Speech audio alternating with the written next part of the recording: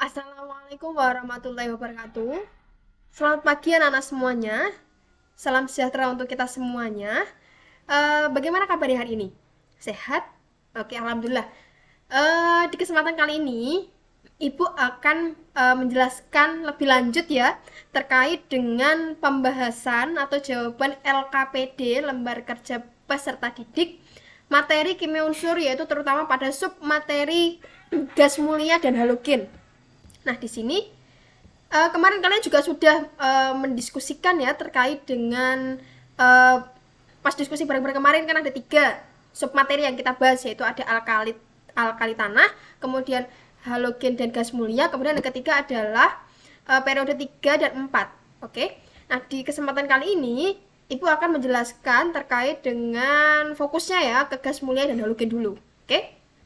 Nah, yang pertama, kompetensi dasar yang harus kalian capai itu adalah menganalisis kelimpahan kecenderungan terkait dengan sifat fisika, kimia, kemudian manfaat dan proses pembuatan unsur-unsur golongan utama, yaitu di sini nanti fokusnya adalah ke halogen dan gas mulia. Kemudian indikatornya apa aja? Jadi di sini ada 3.7.4 sampai 3.7.6.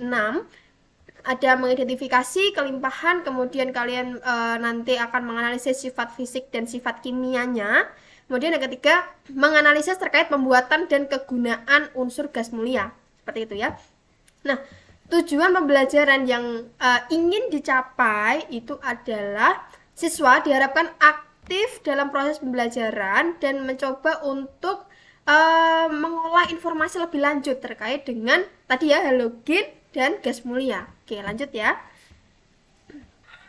Nah, untuk bagian awal ini sebenarnya kalian kan sudah belajar terkait dengan unsur apa saja yang terkandung dalam unsur atau golongan ya, golongan dalam halogen, yaitu halogen kan ada F, Cl, Br, IAT, ya kan? Nah, kemudian kalau golongan gas mulia itu ada He, Ne, Ar, Kr, Xern, atau jembatan keledainya kalau kalian masih ingat, yaitu ada heboh negara Argentina karena seksi ratunya. Oke. Nah, kita masuk ke kegiatan 1. Jadi jika kalian tadi sudah tahu ya unsur apa aja dalam satu golongan, tadi ada gas mulia dan halogen. Nah, yang pertama adalah bagaimana hubungan kereaktifan gas mulia dengan jari-jari atomnya. Nah, ini kita tahu bahwa gas mulia itu merupakan golongan yang paling stabil di antara golongan-golongan yang lain. Nah, gas mulia itu tidak dapat ditemukan dalam bentuk senyawa, beda seperti golongan alkali dan alkali tanah.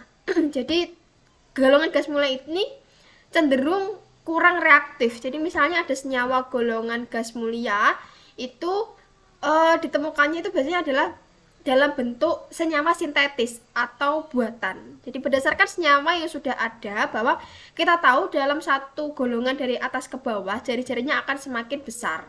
Maka semakin besar jari-jarinya maka akan semakin reaktif. Nah, dibuktikan di sini bahwa hanya Kr, Xe dan unsur Kr dan Xe ya yang sudah berhasil dibuat, sedangkan unsur yang lain itu He, Ne, Ar itu masih belum bisa. Di sini intinya adalah golongan gas halogen, golongan gas mulia itu bisa dibuat dalam bentuk senyawa sintetis, tapi hanya beberapa unsur saja, yaitu yang memiliki kereaktifan paling tinggi, yaitu ada Kr dan Xe.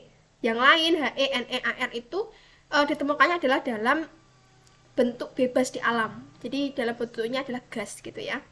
Kemudian yang pertanyaan kedua itu tuliskan beberapa penggunaan dari yang pertama adalah helium, kemudian ada neon dan argon. Oke, nah yang pertama nih helium. Helium kalau kalian pernah lihat ya atau mungkin pernah mendengar bahwa gas helium itu digunakan sebagai pengisi balon udara, atau di sini saya tambahkan ya sebagai pendingin magnet bisa, sebagai superkonduktor bisa, atau dalam hal las, mengelas gitu. mendeteksi kebocoran juga bisa. Itu adalah penggunaan dari helium dalam kehidupan sehari-hari. Kemudian neon atau kita sebut dengan unsurnya adalah Ne. Ne itu sebagai pengisi lampu neon, kemudian pengisi tabung TV, dan dalam wujud cair itu Ne atau neon bisa digunakan sebagai zat pendingin gitu ya. Kemudian untuk Ar atau argon itu digunakan untuk pengisi bola lampu pijar atau sebagai gas inert untuk melindungi api listrik pada pengelasan. Kemudian bisa digunakan sebagai lapisan pelindung dalam pembuatan kristal Si dan Ge. Gitu ya. Bisa dipahami ya untuk poin kedua.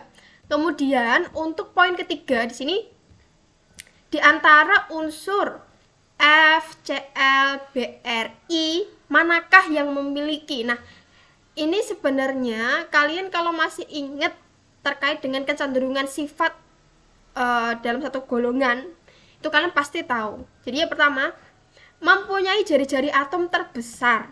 Nah, yang memiliki jari-jari atom terbesar itu kalau dalam satu golongan berarti dari atas ke bawah itu kan akan semakin besar. Jadi di sini yang semakin besar itu, ini sebenarnya bukan At ya, tapi harusnya I ya, karena di sini yang disebutkan adalah FCl Bri. Di sini harusnya ditambahi, At, admium.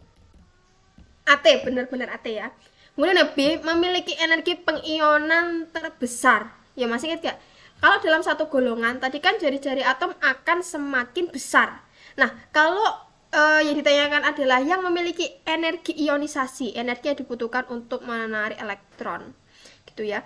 Kalau energi ionisasi berarti kan kebalikan dari jari-jari. Berarti yang paling tinggi, berarti dalam satu golongan dari atas ke bawah, energi ionisasi itu cenderung lebih atau semakin kecil. Jadi kalau yang ditanyakan adalah terbesar, berarti yang mana? Berarti yang unsur yang F atau fluorine, gitu. Ini maksudnya adalah ke halogen ya, golongan halogen ya, bukan golongan gas mulia lagi. Yuk. Kemudian C, berupa zat cair pada suhu dan tekanan kamar. Nah, ini adalah Br atau bromin. Lanjut, kemudian D, dalam bentuk uap berwarna ungu. Nah, ini sebenarnya teoritis ya, berarti kalian harus baca dulu. Ini ada di buku paket juga. Jadi golongan halogen yang dapat membentuk uap berwarna ungu itu hanya I atau iodin, gitu ya. Kemudian E, merupakan pengoksidasi terkuat. Nah, ini pengoksidasi terkuat itu terletak pada unsur F atau fluorine. Bisa dipahami ya? Kemudian poin keempat nih, pertanyaan keempat, bagaimana hubungan jari-jari atom, afinitas elektron, dan kereaktifan halogen? Nah, di sini dengan kecenderungan tadi sifat-sifat ya. Jadi dalam satu golongan dari atas ke bawah itu jari-jari atom unsur golongan halogen itu akan semakin besar. Nah, ini nanti akan menyebabkan jarak antar inti dengan elektron terluar itu akan semakin jauh. Sehingga energi yang dibutuhkan atau dilepaskan oleh atom itu untuk menangkap satu elektron itu akan semakin kecil. Jadi afinitasnya juga akan semakin kecil sehingga nanti akan susah atau sulit melepas elektron, atau di sini nanti kereaktifannya nanti akan semakin kecil gitu. Ya, lanjut yang kelima, sebutkanlah beberapa kegunaan dari zat-zat berikut. Jadi di sini kegunaan dari unsur F, kemudian senyawa HF, hidrogen fluorida atau asam fluorida, kemudian dengan hidrogen klorida atau asam klorida HCl ya. Nah, yuk kita bahas bareng-bareng, coba disimak sambil nanti coba direview lagi, diingat-ingat apakah jawaban saya kemarin sama seperti ini atau mungkin ada perbedaan, nanti boleh didiskusikan dengan ibu. Jadi untuk fluorine A, fluorine itu kalau kalian tahu itu kan pasti dalam rumah masing-masing kan ada kulkas ya, kulkas. Nah, kulkas itu di dalamnya itu adalah mengandung yang namanya freon. Atau kalau kalian ada AC juga ada freonnya. Nah, ini salah satu kegunaan dari unsur fluorine. Oke, yang kedua, hidrogen fluorida atau HF. Nah, di sini untuk melarutkan material gas sebagai pembersih logam. Kemudian untuk menghilangkan adanya peristiwa perkaratan atau korosi, kemudian sebagai katalis dalam pembuatan bahan bakar beroktan tinggi. Ya. Kemudian C, hidrogen klorida itu tujuannya adalah untuk mengontrol pH aliran air pada industri yang menuntut kemurnian tinggi. Jadi untuk proses pemurnian garam dapur juga bisa, kemudian untuk bahan pembersih porselen yang digunakan untuk pembersih kamar mandi, untuk menghilangkan noda-noda di kamar mandi itu juga bahan dasarnya itu senyawa hidrogen klorida, atau nanti bahan utamanya adalah ion klorin atau Cl tadi ya. Lanjut, nah ini ada kegiatan 2. Kegiatan 2 di sini ini lanjutannya ya. Jadi ini lebih membahas terkait dengan sifat kimianya. Jadi halogen adalah unsur-unsur golongan 7A ya. Jadi diingat-ingat ya, ini halogen golongan 7A. Nah, kenapa golongan 7A? Karena halogen itu memiliki elektron valensi atau elektron terakhir. Subkulit terakhir, elektron pada subkulit terakhir itu jumlahnya 7. Jadi coba kita buktikan di sini.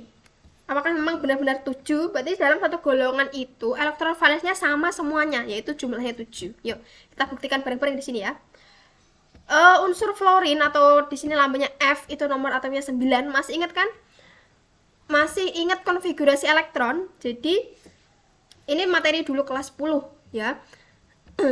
Jadi di sini saya pakai penyingkatan konfigurasi elektron, tapi kalau teman-teman pakainya adalah yang lebih panjang, yang diuraikan seperti biasanya, itu boleh-boleh saja ya. Jadi di sini saya pakai penyingkatan. Coba sambil direview ya. Untuk penyingkatan konfigurasi elektron itu memakai unsur di gas mulia. Jadi karena gas mulia itu terkenal dengan sifatnya yang stabil, maka digunakan sebagai penyingkatan. Jadi tujuannya adalah biar tidak terlalu panjang ya kita menulisnya, jadi bisa dipersingkat gitu. Yo, He itu nomor atomnya adalah 2 ya. Jadi 2 yang harusnya 1s2 ya, terus 2s2 2p5. Nah, bisa kita lihat bahwa F itu memiliki elektron valensinya berapa di sini yo. Elektron valensi itu yang mana? Yang ini ya, yang 2 sama yang 5. Yang atas ini namanya elektron. Jadi elektron valensi itu jumlah elektron di subkulit terakhir. Berarti di sini berapa? 7. Oke. Yuk lanjut yang bawah, yang Cl. Kalau Cl nomor atomnya di sini 17, ingat-ingat ya. Konfigurasi elektronnya adalah Ne. Ne itu nomor atomnya adalah 10. Kemudian tinggal nambahi 7 lagi, berarti 3s2, 3p5. Nah, ini lihat coba, elektron valensinya juga 7. Nah, sama seperti itu, ke bawahnya juga sama, BrIAT. Coba kita buktikan. Br nomor atomnya 35, konfigurasi elektronnya adalah Ar. Ar itu nomor atomnya 18. Jadi di sini untuk penyingkatan konfigurasi elektron itu kita sesuaikan dengan jumlah nomor atomnya. Jadi yang nomor atom unsur yang mau kita konfigurasi itu yang mendekati nomor atom di golongan 8A atau gas mulia tadi. Oke. Jadi di sini elektron valensinya. Nah, ingat-ingat di sini kan ada 4s2, 3d10, 4p5. Kita lihatnya adalah di jumlah elektron di subkulit terakhir. Berarti subkulit terakhirnya kan ada 4, kulit keempat. Berarti hanya kulit keempat yang kita fokuskan. Jadi 4s2 dan 4p5. Berarti di sini jumlahnya 7 juga. Gitu ya. Sama seperti itu, I dan AT juga sama. Nah, ini berarti 5s2, 4d10, 5p5, ini juga sama. Elektron valensinya 7 ya. Kita ambil hanya dihitung di 5s2 dan 5p5 karena jumlah elektron di subkulit terakhir, ingat di sini juga sama ya, 6s2 dan 6p5. Paham ya? Kemudian yang kedua, susunlah unsur halogen berdasarkan. Nah, di sini kalian mengurutkan dimulai dari yang terbesar sampai terkecil. Ini berdasarkan jari-jari atom, keelektronegatifan dan titik didih. Nah, di sini berdasarkan jari-jari atomnya dimulai yang terbesar itu adalah dimulai dari yang terbesar. Oh, yang terbesar itu harusnya FCl-BrIAT. Dalam satu golongan dari atas ke bawah kan akan semakin besar. Berarti kebalik ini ya, harusnya adalah AT I, BR, Cl F. Kalau dimulai dari yang paling kecil ya, dari F. Itu ya. Ini harusnya kalau dimulai dari yang terbesar, berarti harusnya dari AT dulu. Sorry ini ya.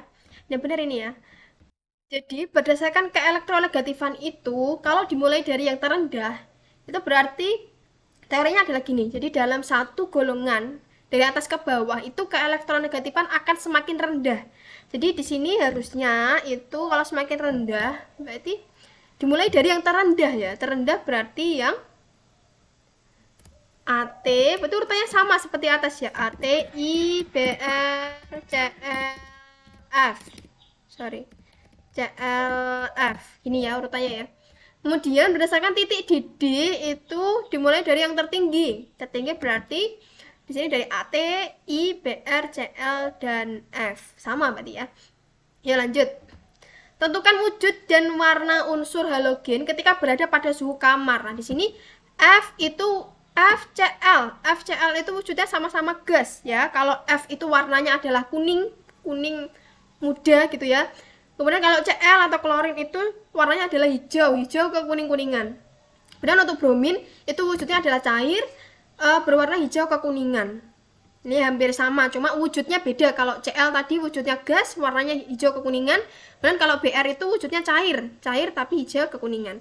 Kemudian iodin itu wujudnya adalah padat dan gas. Kemudian warnanya kalau padat itu abu-abu. Kemudian kalau gas itu warnanya adalah ungu.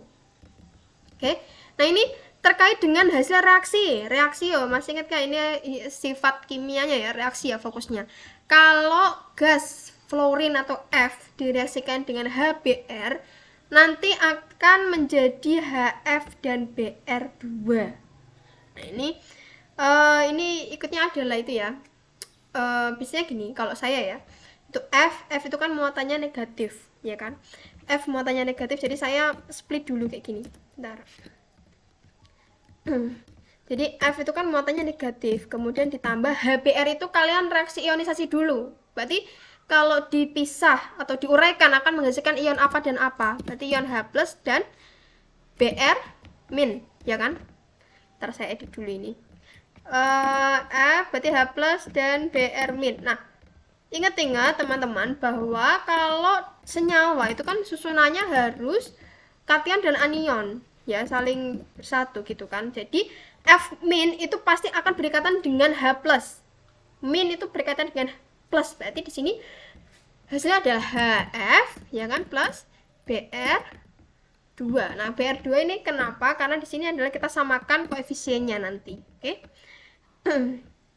Ya lanjut ke bawah juga sama. Jadi kalau Cl2 plus Hf, nah di sini perlu diingat bahwa klorin dan asam fluorida Hf ya, hidrogen fluorida itu tidak akan bereaksi ya. Di sini harusnya tandanya adalah panah terus slice miring gitu. Kemudian Br2 dan HCl juga sama, tidak bereaksi. Kemudian yang Cl2 atau klorin, gas klorin direaksikan dengan hidrogen iodium atau asam iodium ya. Itu akan menghasilkan HCl plus I2. Nah, itu. Jadi seperti itu terkait dengan jawaban LKPD yang kemarin yang udah kalian diskusikan ya, terkait submateri gas mulia dan halogen. Kemudian apabila nanti ada pertanyaan atau ada yang masih belum paham, boleh nanti kontak ibu di WA ataupun nanti ketika kita ketemu di sekolahan nanti kita diskusikan seperti itu. Mungkin itu yang dapat ibu sampaikan pada pertemuan kali ini. Terima kasih atas perhatiannya. Kurang lebihnya mohon maaf. Wassalamualaikum warahmatullahi wabarakatuh.